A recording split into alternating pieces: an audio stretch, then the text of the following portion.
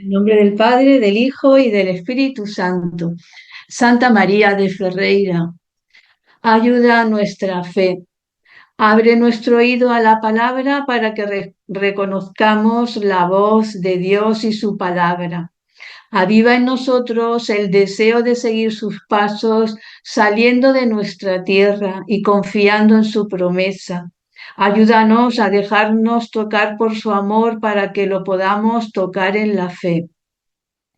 Ayúdanos a fiarnos plenamente de Él, a creer en su amor, sobre todo en los momentos de tribulación y de cruz, cuando nuestra fe es llamada a crecer y a madurar. Siembra en nuestra fe la alegría del resucitado. Recuérdanos que quien cree no está nunca solo. Enséñanos a mirar con los ojos de Jesús para que Él sea luz en nuestro camino y que esta luz de la fe crezca continuamente en nosotros hasta que llegue el día sin ocaso, que es el mismo Cristo, tu Hijo, nuestro Señor. Amén.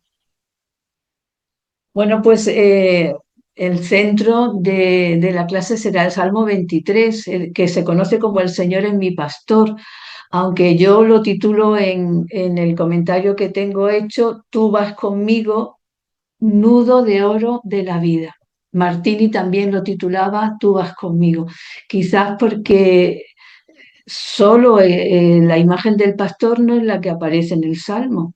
Hay otras imágenes. En el fondo este salmo es delicioso porque nos presenta quién es Dios, nos da a gustar quién es Dios a través de una serie de imágenes. Entonces, quizás sacia la sed y el hambre que todos tenemos de conocer a Dios, en el fondo, de conocer la fuente de la vida. Entonces, bueno, antes de comenzar, deciros varias ideas, a lo mejor un poco más teóricas, pero que son necesarias. La primera idea es que nosotros no nos relacionamos con un salmo suelto, nos relacionamos con el salterio entero, entero. El salterio es un libro único y así es como se forma la liturgia en la iglesia, en esta relación con el salterio completo, los 150 salmos o poemas oracionales.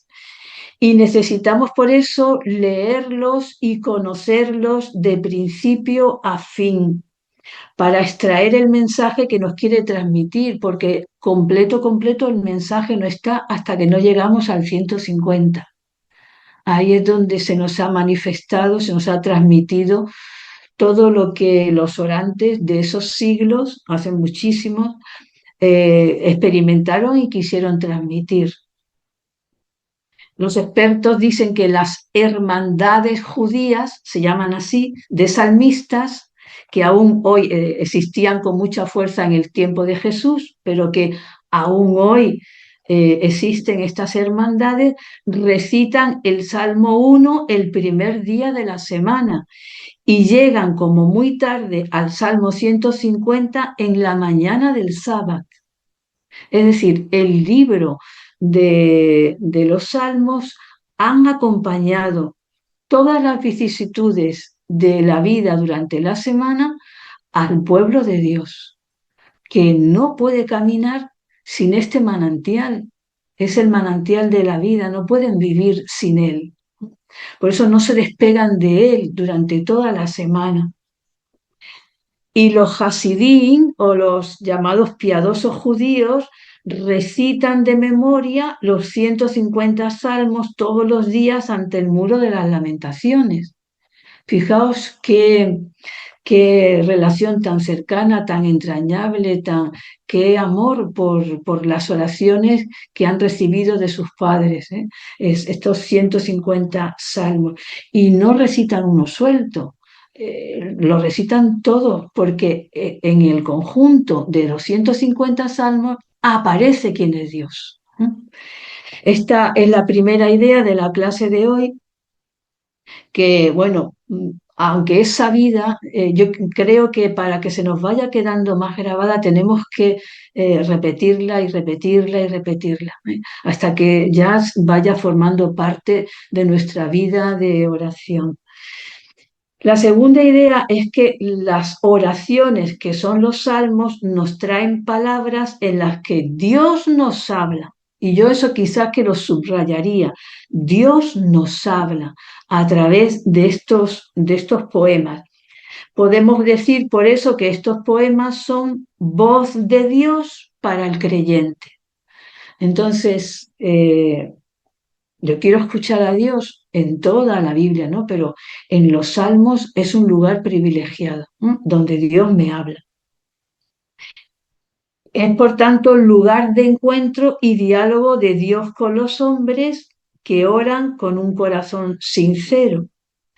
Y la oración, dirá Martini, es el nudo de oro que unifica todas las cosas de la vida.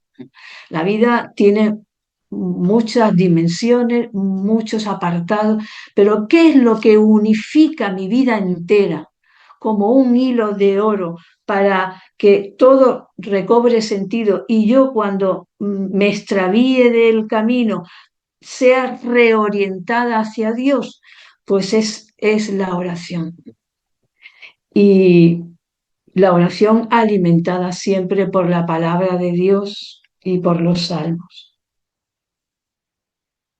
Hay un monje del siglo XII, el beato Guerrico de Iñí, que era discípulo de San Bernardo, ya os lo he comentado muchas veces, que habla de la salmodia, motivando a su comunidad para la devoción y el crecimiento en la oración con los salmos.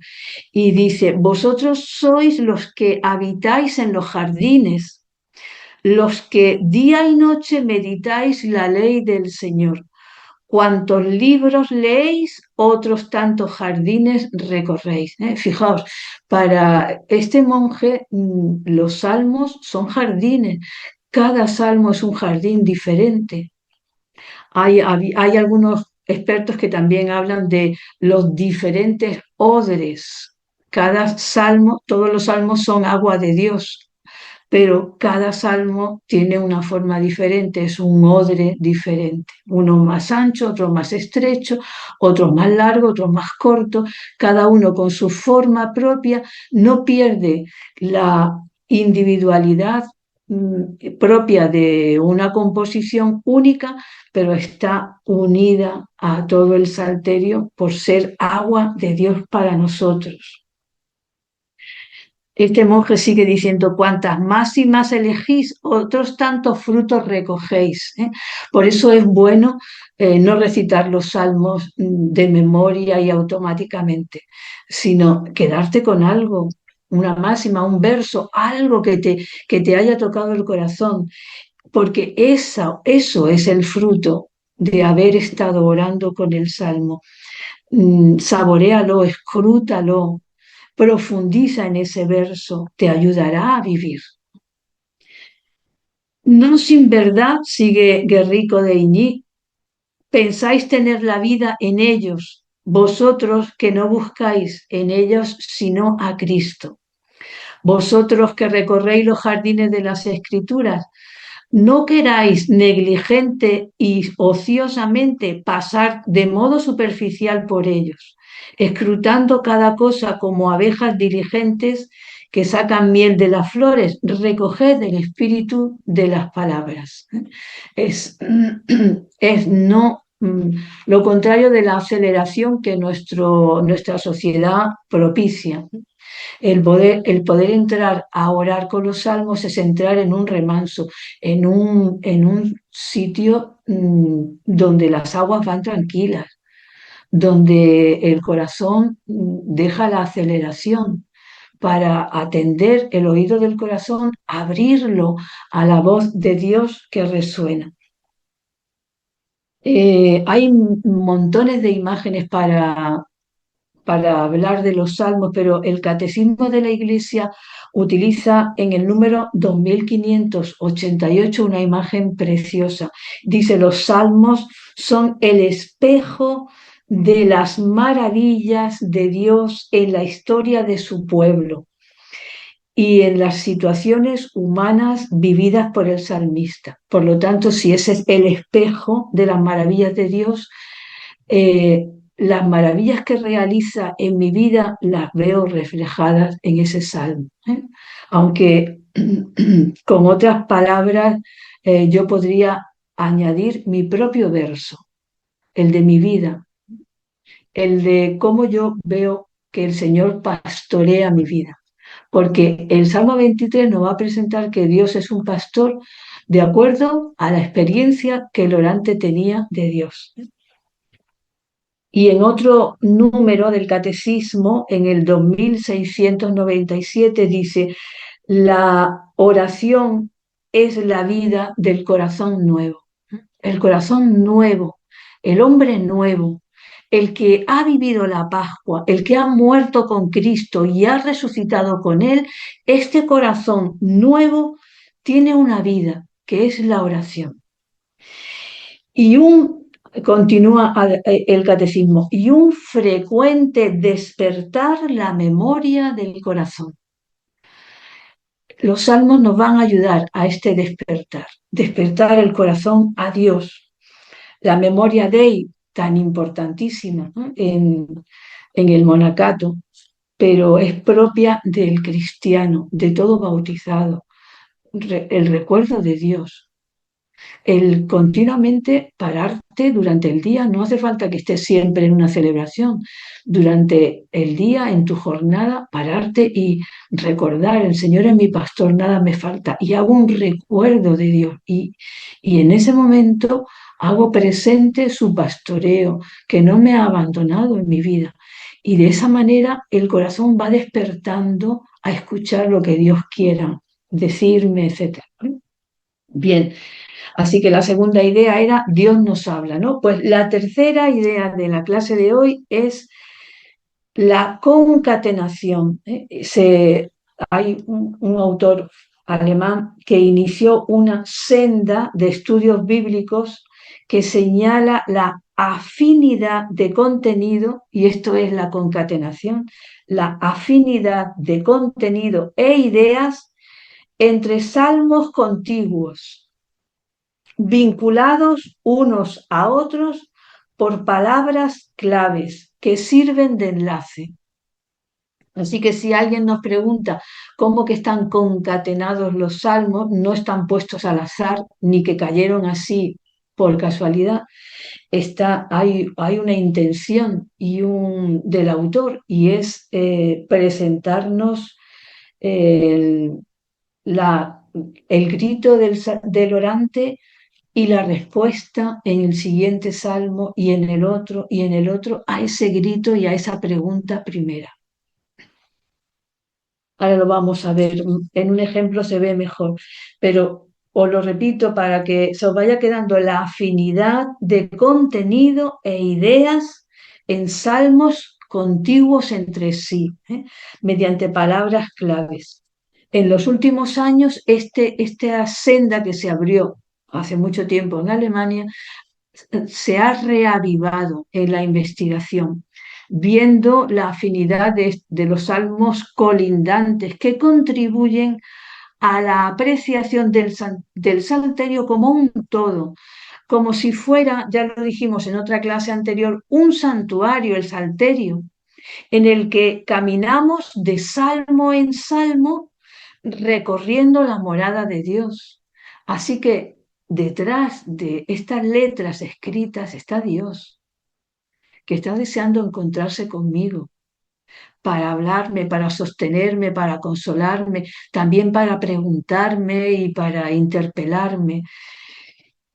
Y si voy caminando con un corazón sincero de salmo en salmo, como es un santuario donde Dios mora, me encontraré con Él, me hablará a mi vida. Y contemplar los salmos desde la concatenación interna lejos, decía un profesor mío, lejos de ser un divertimento, que, bueno, pues un hobby, ver cómo se están entrelazados un salmo con otro, lejos de ser un divertimento, es una ayuda a la inteligencia de la fe. Y inteligencia de interlegere es leer desde dentro. El ver la concatenación me ayuda a leer desde dentro lo que el salmo me quiere decir, no quedarme en la superficie. Cada salmo mantiene su propia unidad, pero la concatenación crea lo que se llama técnicamente espacios de sentido pluridimensionales. Se llama así, que un solo texto sería incapaz de darnos. Espacios de sentido pluridimensionales. Bueno, pues vamos a ver el Salmo 23 y dónde se encuentra, dónde está ubicado y qué relación tiene con el anterior y con el posterior. Lo voy a leer, nos lo sabemos de memoria, lo hemos cantado tantas veces, pero lo voy a leer para que lo tengamos en el oído. Dice así: el Señor es mi pastor, nada me falta. En verdes praderas me hace recostar. Me conduce hacia fuentes tranquilas y repara mis fuerzas. Me guía por el sendero justo, por el honor de su nombre. Aunque camine por cañadas oscuras, nada temo porque tú vas conmigo. Tu vara y tu cayado me sosiegan. Preparas una mesa ante mí enfrente de mis enemigos. Me unges la cabeza con perfume y mi copa rebosa.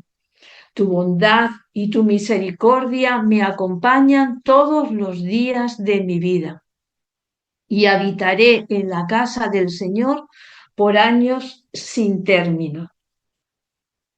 Si queremos aprender a ver esta concatenación, lo primero que tenemos que acercarnos al salmo es ver dónde se ubica ese salmo dentro del salterio. El Salmo 23 que acabo de leer tiene un lugar central en la tríada 22, 23, 24. Y están los tres muy unidos. Y están muy unidos por muchísimas conexiones. Vamos a ver unas pocas para que veáis un ejemplo, pero luego vosotros podéis escrutar esos tres salmos y orarlos y ver muchas más conexiones. Fijaos, el Salmo 22 comienza con un grito que para todos nos resulta muy familiar. Dios mío, ¿por qué me has abandonado? Porque es el grito que aparece, es el salmo en el que está rezando Jesús cuando está en la cruz. Ya os recuerdo que los hebreos rezan los primeros versos en voz alta y el resto del salmo en voz baja para adentro, como susurrándolo hacia adentro. Se supone que Jesús estaba, como buen hebreo, rezando este salmo cuando estaba en la cruz. El primer verso se oye porque lo dijo en voz alta y lo demás se supone lo iría rezando para adentro.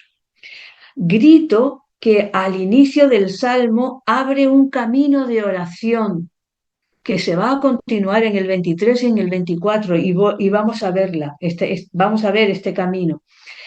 Es un camino que va de la súplica a la alabanza, del decir a Dios, ¿por qué me has abandonado? Y en el verso 12, no te quedes lejos, que el peligro está cerca, a la certeza de decir en el verso 23, en medio de la asamblea te alabaré. Fijaos, en un mismo salmo se ha cambiado la tonalidad. Al grito primero, luego va la certeza de estar seguro de que Dios escucha a los desvalidos que comerán hasta saciarse, en el verso 27.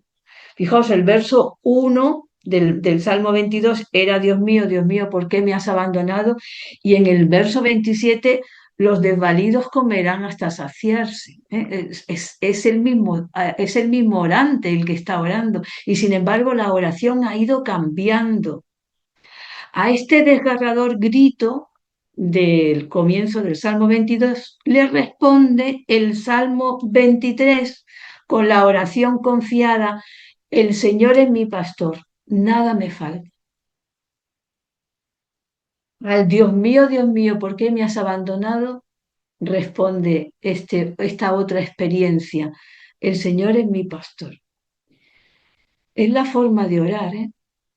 Cuando estemos en una situación de desolación, de tribulación, de pensar que Dios nos ha abandonado, esperar a ir cambiando el tono de nuestra oración hasta poder decir: el Señor es mi pastor, nada me falta.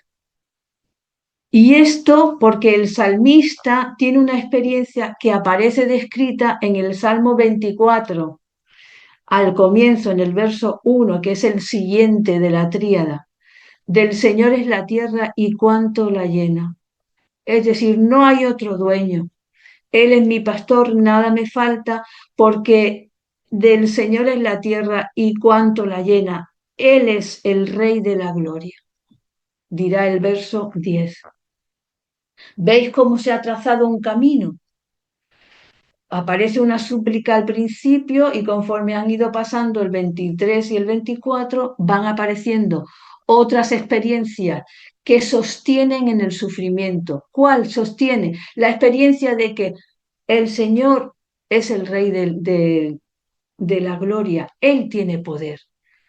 Él me acompaña, nada me falta. Siguiendo con esta tríada y el hilo unificador que las une, podemos captar que a la afirmación del Salmo 22, en el verso 32, que dice: contarán su justicia al pueblo que ha de nacer, todo lo que hizo el Señor, el orante del Salmo 23 describe este hacer del Señor como una cascada inagotable de cuidados y dice: me hace recostar, me conduce, repara mis fuerzas, me guía, me sosiega, prepara una mesa, me unge, me acompaña.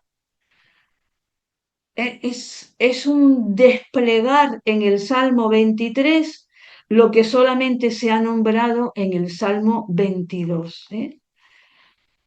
Todo lo que hizo el Señor lo voy a contar a la próxima generación, pero el Salmo 22 no dice nada de lo que hizo. Y al 23 es un despliegue impresionante de lo que Dios hace en la vida de cada hombre.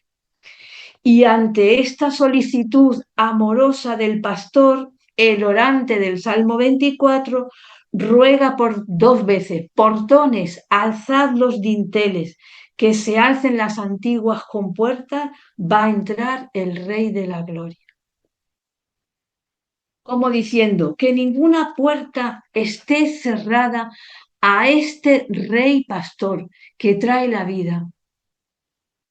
Por eso podemos decir que la imagen del pastor es una metáfora del monarca, del rey en la Biblia.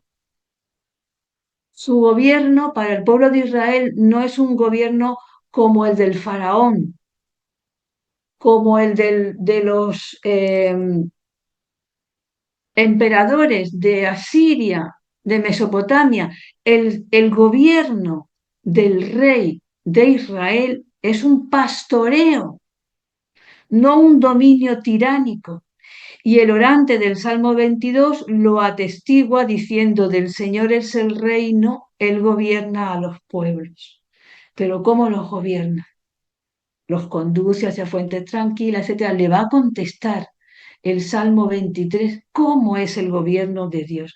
¿Veis cómo va apareciendo la figura de Dios a lo largo de esta tríada, conforme vamos pasando de un salmo a otro, este rey pastor ofrece un magnífico banquete a los desvalidos que aparece en el Salmo 22, del verso 26 al 30, no lo voy a leer entero, pero estos desvalidos son los que buscan al Señor.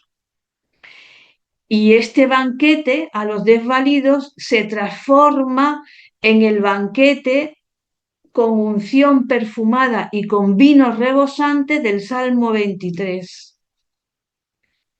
En el Salmo 22 lo que aparece es un grupo de desvalidos que van a saciar su hambre.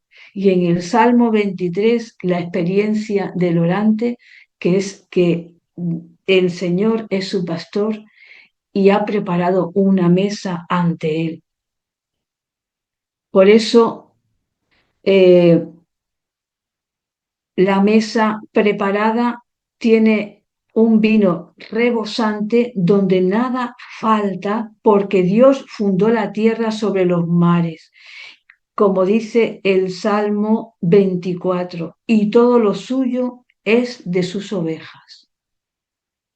Todo lo del pastor es del rebaño. Fijaos, ahí me he parado, ya no he seguido viendo más concatenaciones, pero podéis seguir muchos más, ¿eh?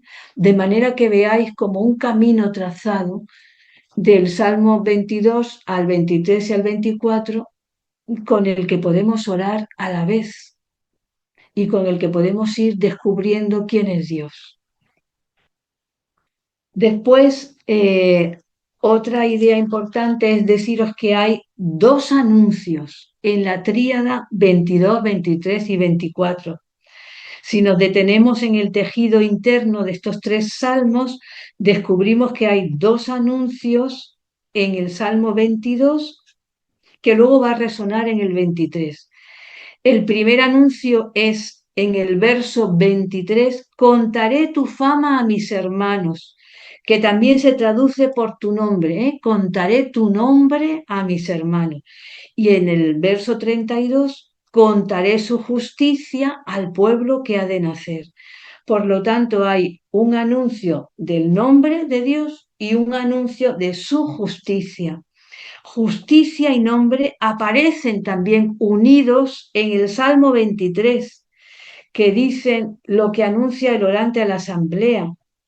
Me guía por el sendero justo, por el honor de su nombre. ¿Veis cómo se vuelve a aparecer en este Salmo 23 los mismos dos, justicia y nombre, que aparecen en el 22? Es el pastoreo, el guiar de Dios a su pueblo por el desierto de la vida, lo que se va a contar al pueblo que ha de nacer, a la próxima generación. Y un paso más en la clase de hoy es ver la estructura del Salmo. ¿Por qué? Porque cuando veo las partes que tiene el Salmo, puedo ver el simbolismo de las imágenes con más claridad.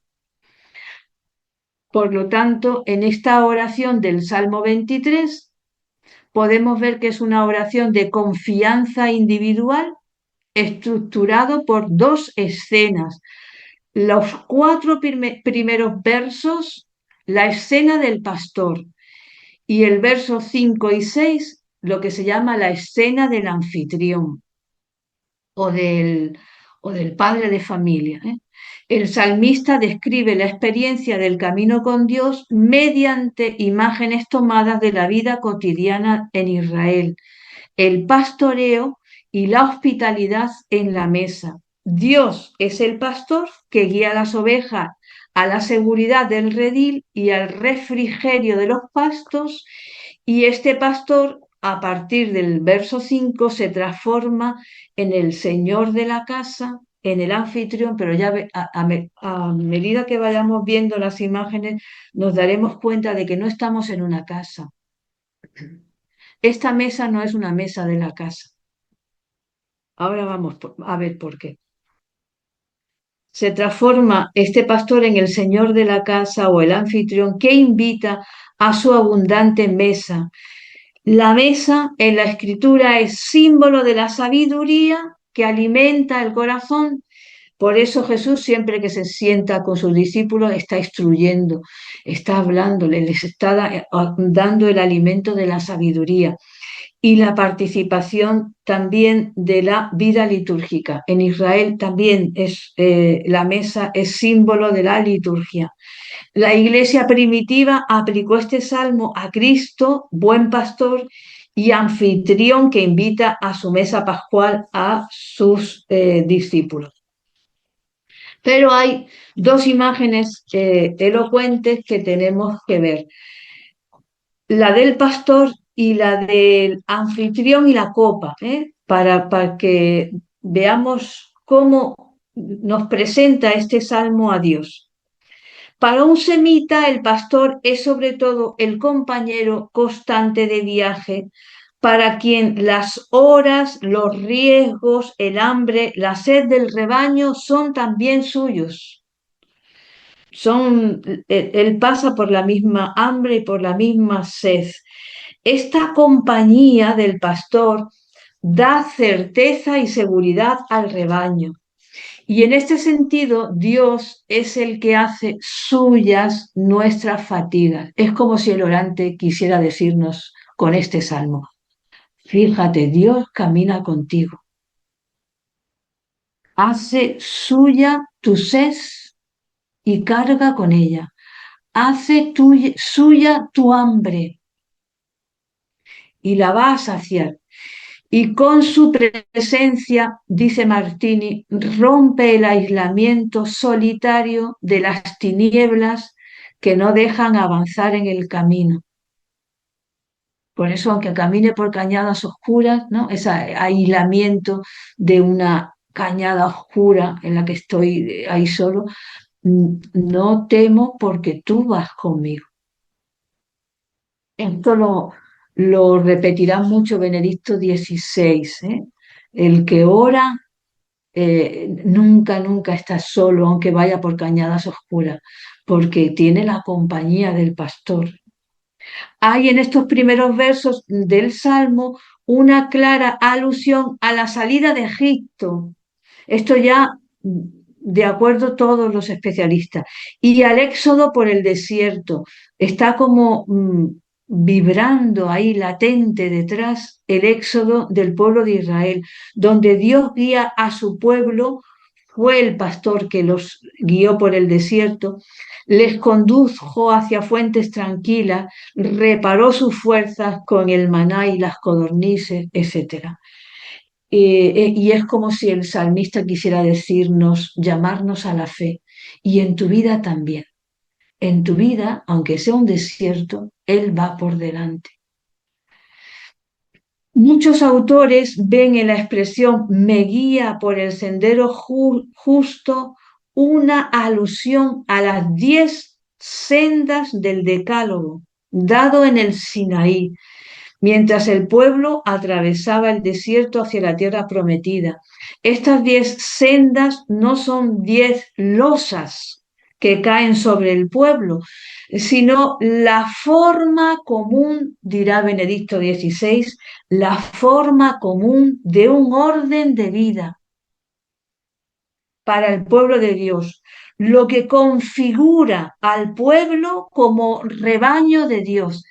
¿Qué te hace a ti ser oveja de Dios?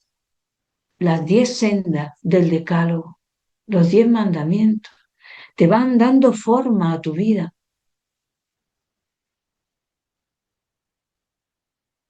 Y el primer mandamiento del Decálogo es escucha a Israel. Por eso es la escucha atenta, desinteresada, orante, la que va dándote un oído de discípulo, de oveja. André Wenning dice acerca del pastor que el pastor no tiene ningún interés en hacer violencia a sus animales, a los que necesita para vivir, si son su tesoro, vive de los animales. El pastor no quiere maltratar a las ovejas, sus ovejas son su tesoro. Dice André Wenning, Inmolarlos sería malgastar la fortuna. Al contrario, el pastor aprende a gobernar el rebaño con la fuerza de su palabra y hace de ella cauce de vida que guía al rebaño. Los animales obedecen su voz porque de ella depende su vida y un simple silbo les indica un camino seguro y libre de peligros. Este es Jesús, el buen pastor, que tiene su tesoro en sus ovejas. Prefiere morir él, pero que tú no mueras. En el Nuevo Testamento, Cristo lleva a plenitud esta figura del pastor. Es el gran pastor, dirá la carta a los Hebreos, el pastor herido. Incluso ya resucitado, aparece con las heridas. Por eso puede sanar a las ovejas heridas, porque Él ha sido herido primero.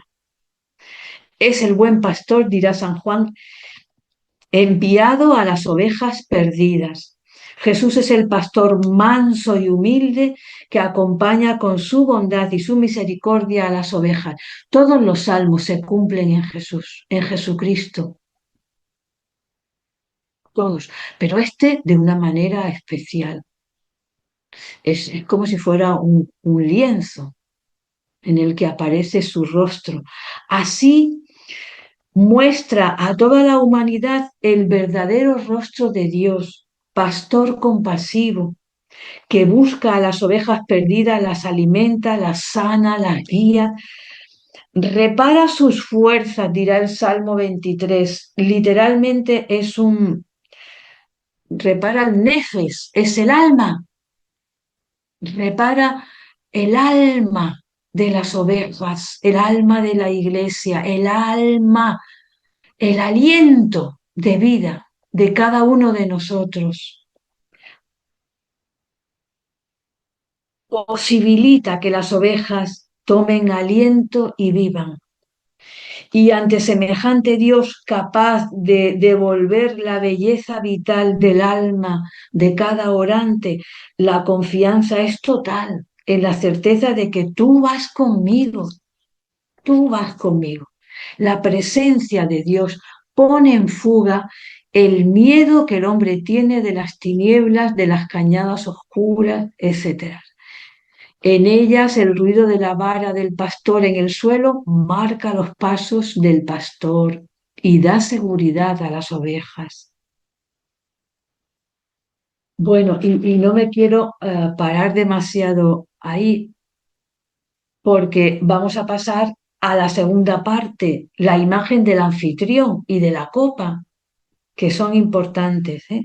La segunda parte de este salmo presenta a Dios como el anfitrión o el padre que recibe a los huéspedes, que ha preparado una mesa, pero la palabra que aparece en el texto hebreo no es mesa, sino igual que Shema, Shulehach, Shulhan,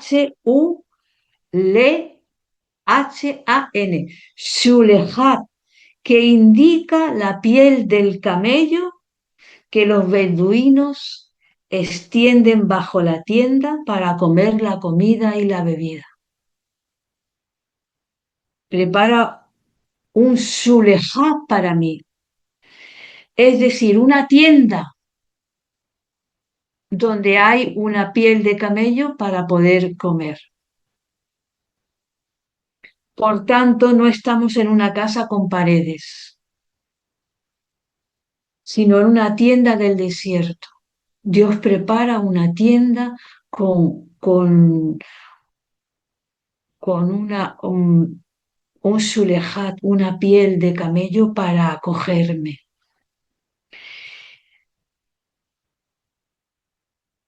Y esta mesa, ¿qué es lo que significa en el desierto sentarse en un shulejat? Porque como nosotros no somos beduinos, a lo mejor no lo sabemos. Para nosotros a lo mejor un banquete es ir a un palacio, no sé, o un gran restaurante, pero preparar una mesa enfrente de los enemigos en el desierto, a un hombre en el desierto asediado por sus enemigos, es salvarle la vida. Prepara una mesa enfrente de mis enemigos porque me salva de la muerte que me darían mis enemigos. No es simplemente una acogida de una simple hospitalidad o de una amistad cualquiera, sino que es una protección y un cobijo vital. Me ha salvado la vida. Iba a morir en el desierto y me ha salvado la vida. Es para saltar de alegría, como si el que estuviera condenado a muerte y de pronto le dicen, has sido absuelto. La alegría que esa persona tiene en el corazón. Es esta la alegría que quiere presentar el Salmo 23. Este es Dios y además unge, devolviendo la salud y la belleza a la piel agredida por el desierto. Me unge con perfume. En el desierto había que ungirse porque la piel estaba herida del sol y por ahí se perdía la vida, ¿eh? Y además ofrece una copa que rebosa. Esta abundancia es propia de Dios. En la Biblia expresa la alegría de la comunión. Mi copa rebosa significa estoy en comunión con Dios, porque estoy sentado en su tienda. Y además la abundancia, el rebosar entre los hebreos es signo del Mesías. ¿Dónde están, dice Benedicto XVI, las cañadas oscuras? ¿Dónde están? Ante este salmo, ¿dónde está la tiniebla? Dios lo transforma todo, hace pasar del miedo a la alegría, de manera que el rebaño experimente que junto a Dios nada le falta, que tú lo puedas experimentar hoy, que la bondad y la misericordia de Dios acompañan los caminos de cada oveja. Y si te acompaña a ti, acompaña a tus hijos. ¿Por qué no va a acompañar a tus hijos? Puedes descansar. Dios es su pastor de cada oveja. Es imborrable la experiencia de comer a la mesa de Dios y con Él. Por eso lo ha dejado grabado este orante para siempre. Y de siglo en siglo y de siglo en siglo se va transmitiendo. Dios me ha salvado de la muerte. Por eso el orante desea habitar. Así termina el Salmo. En la casa del Señor por años sin término. Eternamente quiero estar aquí en esta tienda contigo. Se inició el Salmo con la palabra el Señor, ¿no? El Señor es mi pastor. Y se termina el Salmo con la casa del Señor, la misma palabra. ¿Os acordáis? La inclusión semita. Comenzar con una palabra y terminar con la misma palabra significa que todo el Salmo está encerrado en un círculo en donde la palabra clave es el Señor. El Salmo, lo que se desarrolla dentro del Salmo, se refiere todo al Señor. Y es que Dios es el corazón de este Salmo, pero con la novedad de un apelativo nuevo. Dios, además del Señor, es pastor. Esta es la novedad. Por eso, buscar, recoger, vendar, fortalecer, guardar, guiar, reparar, sosegar, ungir, fijaos todos los salmos, todos los verbos que han salido en el salmo. Acompañar son los verbos que tanto en los profetas, sobre todo Ezequiel 34, como el Salmo 23, dibujan la silueta de Dios, verdadero pastor. Hay un éxodo que el rebaño tiene que realizar, hay un camino que tenemos que realizar. La meta es la casa de Dios, donde hay un banquete preparado, del cual, el cual es evocado por las verdes praderas. Para hacer este éxodo necesitamos un pastor que en la plenitud de los tiempos tiene un nombre concreto, Cristo Jesús. Plenitud de todos los pastores, el único pastor de la iglesia, el único pastor de la humanidad entera, que conoce a las ovejas y que ellas escuchan su voz. Este salmo se cumple en Jesús plenamente, muerto y resucitado, que ha dado la vida por las ovejas, por cada uno de nosotros, para que podamos caminar sin miedo en el camino de la vida hacia la casa del Padre, que Él nos está esperando